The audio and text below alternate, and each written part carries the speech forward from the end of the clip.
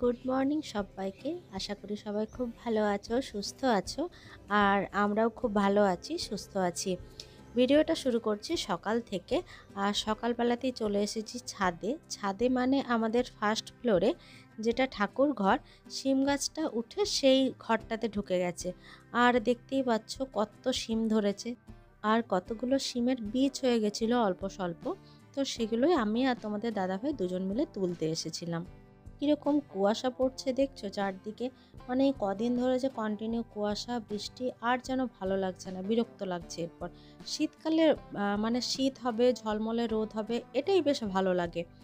তো যাই হোক, আজকে রিভু স্কুলে গেছে। রোজ রোজ কত আর স্কুল বন্ধ করব বলো ঠান্ডার জন্য।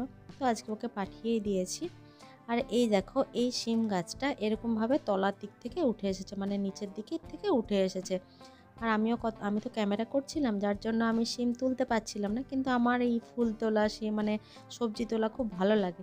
তাই জন্য আমিও একটা দুটো তুলছিলাম বাঁ হাতে করে। গাছটাতে এখনও কত ফুল হয়ে আছে দেখতে পাচ্ছ। আর ওই যে একটা সরু সরু পাতা গাছ দেখা যাচ্ছে, ওটা হচ্ছে বক ফুলের গাছ। এই যে দেখো, তোমাদের সাথে আমি শেয়ার করেছিলাম একদম প্রথম দিকের ভিডিওগুলোতে যে তোমাদের দাদাভাই গাছের মাটি তৈরি করছে গাছগুলোকে লাগাবে বলে। সেই গাছগুলো এখন ফুলে ফুলে ভরে গেছে। তার মানে দেখো, গাছকে ভালোবাসলে গাছ সেটা ফিরিয়ে দেবে। আর কত সুন্দর দেখতে লাগছে দেখছো ব্যালকনিগুলো। আর আমি এই হ্যাঙ্গিং টবগুলো নিয়েছিলাম অ্যামাজন থেকে। মার্কেটের থেকে বেশ অনেকটা কম দাম পড়েছিল, কিন্তু ভালো কোয়ালিটি ছিল। তারপর তো নিচে চলে এলাম। আর আজকে রান্নার দিদি একটু দেরি করে এসেছিল, তো আমি বললাম তুমি এক কাজ করো, তুমি সবজিগুলো কেটে দাও, আমি রান্নাটা এদিকে বসিয়ে দিই। তো একদিকে হচ্ছে পেঁপে, আলু, লাউ ডাঁটা এসব দিয়ে মাছের ঝোল করব, আর একদিকে ওই টমেটোর চাটনি বসিয়েছিলাম। আর আমি চাটনি করলে না একটু বেশি পরিমাণেই করে নিই, যাতে মোটামুটি দুদিন হয়ে যায়।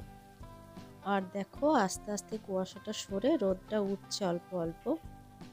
আর তো তারপর সারাদিন তোমাদের সাথে কথা বলা হয়নি, একদম চলে এসেছি সন্ধ্যাবেলা, মানে সন্ধ্যাবেলা মানে রাত্রেবেলায় বলতে পারো। তো আজকে ভাবলাম একটু চিলি চিকেন বানাবো। তো এই যে দেখো, এখানে আমি পেঁয়াজ, রসুন, ক্যাপসিকাম এগুলো কেটে নিয়েছি।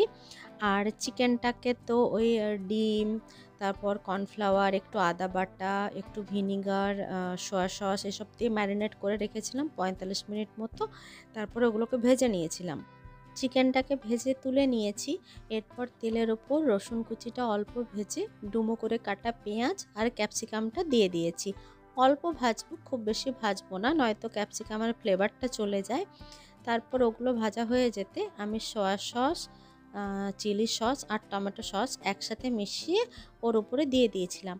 তারপর ভাজা চিকেনটা দিয়েছিলাম। এরপর ওই মশলাটার সাথে ভাজা চিকেনটাকে বেশ কিছুক্ষণ কষে নিয়েছি, যাতে চিকেনের ভেতরে মশলাটা খুব ভালোভাবে ঢুকে যায়।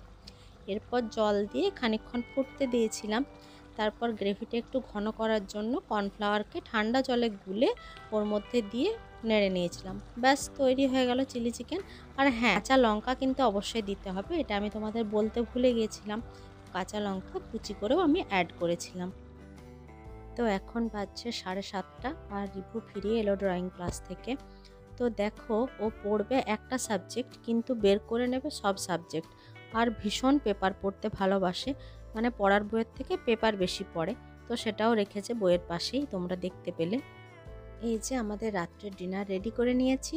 আর সকালের একটু ফুলকপি পেঁয়াজকলি ভাজা ছিল, তো ওটাও নিয়ে নিয়েছি। এরপর খাবো আর শুয়ে পড়বো।